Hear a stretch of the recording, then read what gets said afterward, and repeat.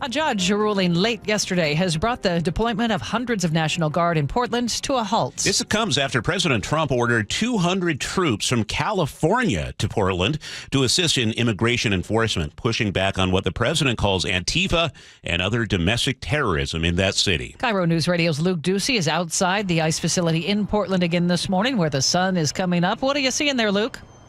Good morning, everyone. Pretty quiet relatively this morning. There are protesters up and awake and standing in front of the gate here to the ICE facility in Southwest Portland, but not really taking any action. You know, I see one on their cell phone. They're kind of talking about maybe what's coming up for the day.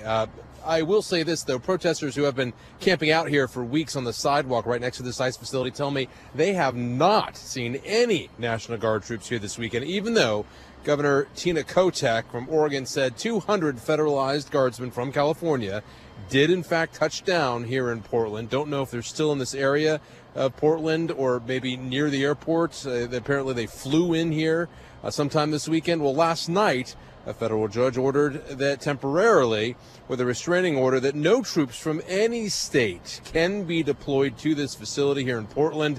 And this was the reaction from Oregon Attorney General Dan Rayfield. The state of Oregon will absolutely not be a party to the president's attempt to normalize the use of the United States military in our American cities.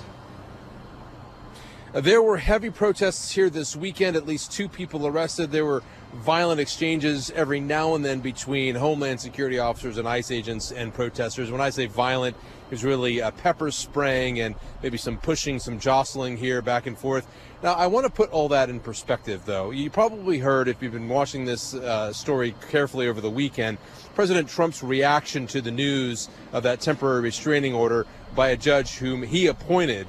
By the way, he said that, Portland is on fire and something needs to be done. Well, that's not true. I mean, Portland is obviously not on fire, but I want to kind of scope this protest. I'm looking at where the protests usually take place at this ICE facility at the front gate. It's not a city block wide protest. It's not, all over this area. It's confined to this driveway. So what you'll have at any given time is anywhere between 20 and maybe 50 protesters, and then those officers in this driveway. They're trying to let cars go back and forth, and what protesters do is block the passageway of those cars. There's a line that's painted in blue on the sidewalk between the driveway and the sidewalk that says government property, do not block. So people who block it and then don't get out of the way, well, they're arrested. And that's also when pepper spray happens, the exchange. Sometimes those officers have shields to kind of protect cars and themselves and the facility here, which is also boarded up all the first level by plywood to protect the glass here. But that's what happens here on a daily basis, and it has been for weeks and, of course, across the course of the summer as well. But again, quiet this morning. We'll see what happens. We'll see if any National Guard troops show up in defiance of that court order. But again, protesters here tell me they have not seen one National Guard troop yet this weekend. Live in Portland, Luke Duecy, KIRO Newsradio.